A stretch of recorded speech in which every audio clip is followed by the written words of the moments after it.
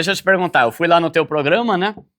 Como ele investe? Agora eu vou dar o troco. Como você investe? Conte tudo. Quais são as diversificações de investimento, pensando em tudo que você tem de fonte de renda, inclusive negócios? Tá. Eu posso dar um passo atrás, antes do investimento, para algo que eu acho que é muito interessante, e isso para todos os públicos, porque cabe no bolso das pessoas, que é o seguinte fato. Eu acompanho seu conteúdo, eu sei que você fala muito da importância de reserva de emergência, por exemplo. Esse é o start para o cara começar a investir, vai ter uma reserva, para ele poder lidar com imprevistos. Só que o cara, para ele completar essa reserva, ele vai levar um bom tempo.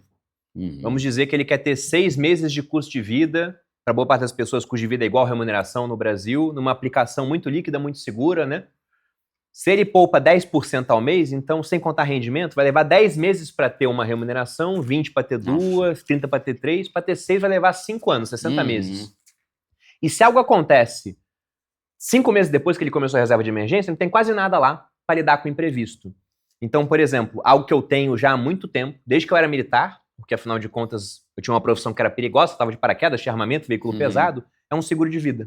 Então acho que as pessoas todas deveriam ter, e com certeza aqui nesse episódio, se for olhar comentário, vai ter gente falando sobre como o seguro de vida realmente ajudou a lidar com algum tipo de problema. Inclusive, para o jovem que está assistindo, eu acho que é especialmente interessante, porque geralmente o jovem ele não faz seguro de vida porque ele pensa, eu não tenho dependente, não tenho esposa, não tenho cônjuge, não tenho filhos, e meus pais estão numa situação de vida remediada, então não precisa ganhar dinheiro se acontecer alguma coisa comigo.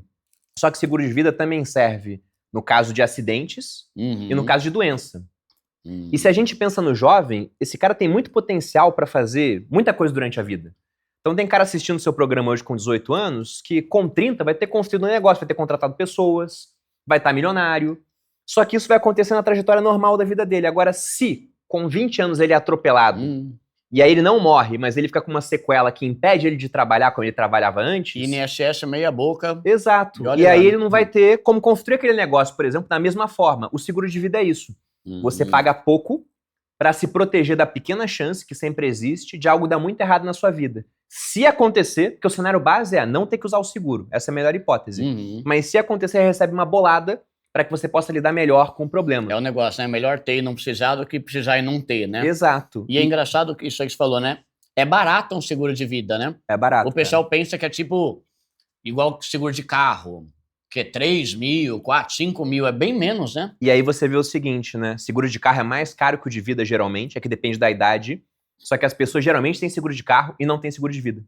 É verdade. Se eu vou numa palestra, eu pergunto assim, quem tem seguro de vida? É pouca gente. Quem tem seguro de carro? É quase todo mundo. Eu vou dar um exemplo. Imóvel, exato. que é o maior patrimônio, um monte de gente se lasca. Seguro. Vou te dar um exemplo de uma simulação que eu fiz outro dia. Um seguro com uma pólice de 1 milhão para um homem de 30 anos. Quanto é que você acha que custava? O cara vai pagar durante o ano para ter essa cobertura. Vixe, mas 1 milhão aí já é grande. Então, chuta quanto? No ano? É. Uns 2 pau? R$1.100. Olha. Para um homem de 30 anos. Se fosse mulher, era mais barato. Então, por um valor muito pequeno, que se você divide mensalmente vai dar quase nada, você consegue, entre aspas, ter uma ajuda na sua reserva de emergência. Né? 1 milhão, meu, caramba. Porque se acontecer alguma coisa, esse seguro ele vem para você. Então, eu considero que antes do cara ele começar a investir, tem 3 coisas. Antes e durante, assim, né? Porque tem muita gente que não vai conseguir isso nesse momento. Mas deveria ser um objetivo de vida para as pessoas, para dar mais segurança para si e para sua família. Sim. Tem que ter reserva de emergência. Tem que ter um seguro de vida. Aí, pô, o de 1 milhão deu R$1.000. Eu não posso R$1.000 por ano, Bruno. Então faz uma pólice de 200 mil. Já é grana. 300 mil. Vai ser mais barato, é proporcional e já te dá algum tipo de cobertura. E uma outra coisa também que é muito boa e que é mais barato para o jovem, porque ele tende a ter menos problema, é plano de saúde. Um erro que eu vejo o pessoal cometendo é que o cara fala, pô, plano de saúde eu vou gastar 500 por mês. Dando exemplo de um cara jovem, né? Até menos do que isso muitas vezes. Mas eu quase não vou no médico. Então, ao invés de pagar o plano, eu vou pegar esses 500 e investir. E aí, quando eu precisar, eu tiro do investimento para pagar consulta médica, para pagar um remédio. Isso dá muito certo até a hora que dá tremendamente errado, que é quando o cara tem um problema grave. Uma cirurgia, né? É uma internação de UTI de uma semana. Quebrou é mais o cara. caro que hotel 5 estrelas esses negócios, né? É mais caro que hotel 5 estrelas. Cara. Então, justamente por isso, são coisas que vão te dar tranquilidade ao longo da vida. Boa. Entendeu? O plano de saúde é o mais caro desses 3, assim, digamos. Que seguro, ele é bem dimensionável. E nem precisa, para pessoa mais simples, nem precisa ter um Albert Einstein, sírio-libanês. Só de ter algum lugar para você fazer uma cirurgia, mesmo que não seja o baita hotel, né? O baita hospital, né? Exato. Boa. Então, esse é um ponto que eu considero que é muito importante. Eu tenho minha reserva de emergência, eu tenho meu seguro de vida, eu tenho meu plano de saúde, e eu tinha isso muito antes de ter o patrimônio que eu vinha construir. E, inclusive, eu acho que eu tive mais segurança para poder dar certo passo na minha vida, por saber que se alguma coisa acontecesse, eu teria esse recurso vindo para minha mão para poder lidar melhor com aquele problema. Boa. Então, eu iniciaria daí.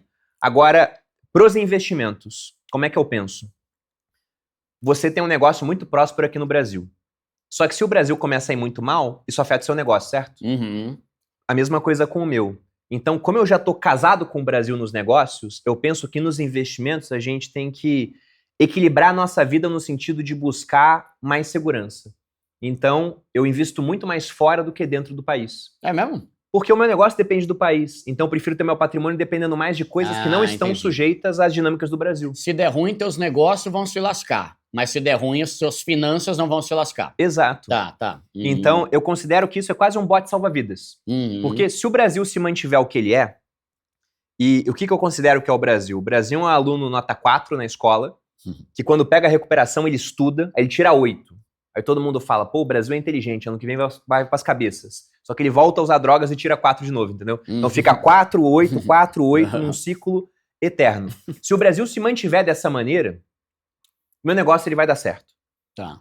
Agora, se o Brasil, por algum motivo que não tá no meu cenário base hoje, mas se ele realmente afundar demais, e quando o Brasil tirar 4, ele estuda, né? Mas se ele quebrar essa dinâmica e for para tirar 2 e repetir de ano, e virar uma situação tipo Argentina, né? Ou até pior do que isso, eu vou agradecer muito ao Bruno do passado por ele ter tido a ideia de investir mais fora, já que ele dependia muito de Brasil no seu negócio. E também há certos motivos estruturais que me levam a investir mais fora. Porque, como eu disse para você, eu tenho zero capacidade de prever o valor de qualquer coisa amanhã, no mês seguinte. Agora, quando a gente pega algumas variáveis e começa a imaginar quem vai crescer mais no longo prazo, eu tenho um nível razoável de certeza de que os Estados Unidos devem ter uma trajetória melhor do que a nossa. Por alguns motivos. A começar, por exemplo, por tecnologia. A bolsa lá é muito mais tecnológica, que é só banco, né? Exato, cara. Eles criam tecnologia, a gente usa. E se você pega, isso serve para pessoas, para organizações e também para países. Como é que um país ele cresce?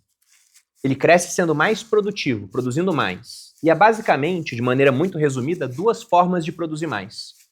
Ou você coloca mais gente para produzir, que é a história do mundo pós-revolução industrial, crescimento demográfico. A gente está vendo essa história mudar agora. E aqui no Brasil, se a gente pega a demografia, tá ficando ruim. Porque nos últimos 30 anos, a população brasileira cresceu quase 70%. Nos próximos 30, vai crescer nada. Você estão citou tendo menos filho. Muito menos filho. Você citou que, hoje o aposentado depende do INSS, mas não é suficiente. O cara ganha um salário mínimo. Ele depende dos filhos, né? No futuro vai estar pior. Porque o INSS, quando ele foi criado, lá em 1923, lei Eloy Chaves, foi o embrião do que é o INSS hoje. Nós tínhamos 13 jovens para cada aposentado. Hoje temos 4. Nossa. Sendo que quase que 1 a cada 4 é um jovem neném. O Brasil é o segundo lugar no ranking de jovens neném, perde só para a África do Sul. Caramba. Só que no futuro, você vai ter menos jovens para cada aposentado, só que o aposentado que hoje o filho dele ajuda, esse cara não vai ter tido filho. Então ele estará pior.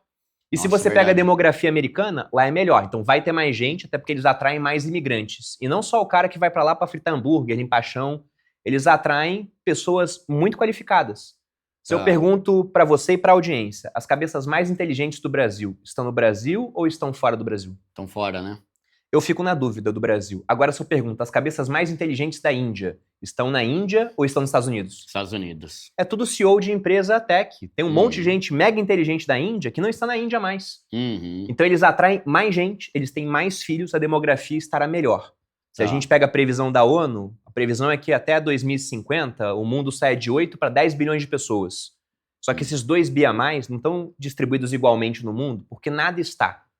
Eles vão depender muito de Índia, de Nigéria, de Indonésia, Filipinas, países que crescem população. O único país desenvolvido que vai crescer população são os Estados Unidos. Caramba. Então, economia cresce, né? Produtividade, mais gente para produzir, lá vai ter mais gente, aqui não, ou as mesmas pessoas produzindo mais. Como é que a gente faz isso? Tecnologia. Um homem que pesca com as mãos, se você dá uma vara de pescar, ele pesca mais. E se você dá uma rede de arrasto, ele pesca mais ainda. Agora dá um barco pro cara, vai pescar mais ainda. Então mais tecnologia igual a mais produção. Só que aqui no Brasil a gente não cria tecnologia, a gente tem traves para tecnologia e a gente também tem baixa educação para usar tecnologia. Tá. Eu tava falando com um cara do agro outro dia, ele tava se queixando para mim que a colheitadeira dele, as máquinas, daqui a pouco é no tablet e o peão dele, infelizmente, não sabe ler. Então como é que ele vai fazer para usar? Caramba, então, né? por conta de gargalo educacional, a gente tende a usar menos tecnologia que outros países. E tudo tem a ver sempre com a educação, né? De certa forma, né? Tipo, eu tava ouvindo esses dias uma reflexão, né, sobre como é absurdo que a grade curricular... Agora tá começando a mudar, né? Mas que a grade curricular do Brasil há poucos anos era igualzinha de 1930, 1940. Caramba, o mundo mudou muito nesses últimos 80, 90 anos, né? E a grade curricular é a mesma, né? Então, se a gente não incentiva nem o pessoal a saber usar, quanto mais ter cientistas e pessoas da prêmio Nobel, sei lá, nessas coisas, né? É muito fraco o Brasil nisso, né? E não digo nem grade curricular também. O que acontece com um aluno que ele não passa nas provas da 4ª série? Muitas vezes o pessoal fala, vai pra 5ª. Vai arrastando, né? Vai. E aí o cara, é que nem eu quando era pequeno, né? Se eu não tirar 10, eu posso tirar 5 e passar? Eu só estava com 5. Só que depois eu fui obrigado a estudar porque eu queria passar num concurso que era difícil. Agora, se o cara não é obrigado a estudar em momento nenhum, cara, vai ficando. Tá. Então, essa questão da educação no Brasil, da demografia, junto com outros aspectos, é algo que me leva a investir mais fora. Mas tem um fator que ele nem depende da gente. Já estava aqui antes da gente. E ele, do tempo da nossa vida, ele é praticamente imutável, que é o fator geográfico também. Se você pensa no Brasil, pô, é um país que tem riquezas naturais, tem um amplo litoral, tem petróleo pra caramba, né? Tem pré-sal, tem a margem equatorial, etc. Só que a geografia americana é ainda melhor do que a nossa, cara. Porque o Brasil ele só tem saída para o Oceano Atlântico, que foi o eixo da economia até metade do século XX. Agora é o Pacífico. Estados Unidos são um dos poucos países que têm saída para ambos os mares. Tá. Sendo que ele também tem outro fator muito interessante. Só tem 2 vizinhos, que são vizinhos bons, México e Canadá. Pô, Bruno, o México não é tão bom assim. Se o México fosse nosso vizinho, seria o melhor. A gente tem muito vizinho, mas são vizinhos que não são vizinhos ricos. Tá. Eu sei que no Brasil muita gente fala, pô, eu sou pobre porque fulano é rico. Como se o cara tivesse tomado alguma coisa de outra pessoa. Mas, na verdade, nas dinâmicas entre países, você vê que muito país é pobre porque o fulano, vizinho, é pobre também. Vamos pegar um exemplo de um país emblemático. Porque, geralmente, países que não têm saída para o mar são mais pobres. Aqui na América do Sul, a Bolívia não tem saída para o mar. É um país mais pobre. E tem um país que não tem saída para o mar, não tem riqueza natural, não tem ouro, não tem prata, não tem petróleo. Se for buscar, não deve ter um saco de carvão para chamar de seu no seu território. O solo não é bom para agricultura. O clima não é dos melhores. A população, não bastando tudo isso, ela é pequena, então tem pouca gente para produzir e fala 4 idiomas diferentes. E idioma é maneira de você produzir mais, né? Me coloca numa roda com 10 brasileiros, eu produzo bem. Me coloca numa roda com 10 japoneses, eu não produzo, eu não entendo o que eles querem. Vou passar o dia todo lá fazendo mímica, né? Para ver se eu consigo me comunicar com os caras. Mas esse país é rico, é a Suíça. E aí há N motivos para isso. Muita gente fala, é paraíso fiscal. No Caribe é cheio de paraíso fiscal, todo mundo miserável. Um dos pontos que ajuda a Suíça, que não tem saída para o mar, é que os vizinhos são França, Alemanha e Itália. Todo mundo é rico. Tá. Aí como eles são ricos, eles podem importar coisas da Suíça. Eles podem contratar serviço. Então, ter vizinhos ricos é bom. Vizinhos americanos, Canadá, rico. E o México não é rico, mas se fosse nosso vizinho, seria o melhor. Comparado com o que a gente tem de vizinho, exatamente. Né? E aí, se você pega também, dentro do território americano, eles têm a bacia do Mississippi, que é uma bacia que tem muitos quilômetros de rios navegáveis. É uma bacia com quilômetro de rio navegável do mundo. Isso propicia para os americanos o menor custo de frete hidroviário do planeta. E transportar por rio é muito mais barato que por ferrovia, que por sua vez é muito mais barato que rodovia. Por que no Brasil tudo é muito caro? Um dos fatores é, a gente tem ferrovia e hidrovia aqui? Não. No geral, a gente usa rodovia para transportar carga. Então, com isso, os americanos têm uma outra vantagem.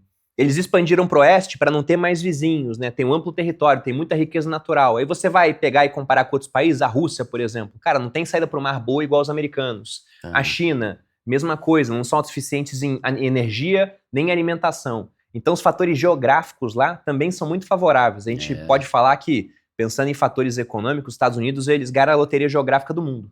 Sim. São um dos países com a melhor geografia atualmente. Eu nunca tinha pensado nisso, né? De ter saída para os dois oceanos, né? E ter vizinho. Da hora isso daí, né? E aí, então você gosta mais de investir